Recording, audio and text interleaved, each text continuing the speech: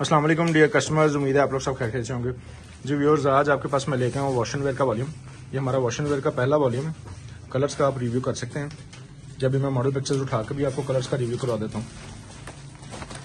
Wash and where है ये summer collection की, बहुत ही फाइन क्वालिटी ये बनी हुई है। इसके तकरीबन 17 कलर्स अवेलेबल है। समर के लिहाज से सारे ये लाइट कलर्स ही हैं। इंशाल्लाह डार्क का भी वॉल्यूम आपको देंगे, लेकिन फिलहाल आपको ये लाइट कलर्स का जो है रिव्यू हम दे देते हैं। ये मिलेगा आपको इस बैग पैकिंग में। गुल अहमद का बैग लगा हुआ है, इनले कार्ड है, कॉलर टैग है और 7 बटन्स हैं। आपको एक सूट का रिव्यू भी दे देते हैं।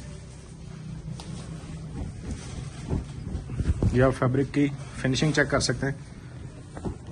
समर क्वालिटी है, फैब्रिक की शाइन चेक करें, बहुत अच्छी वैरायटी है।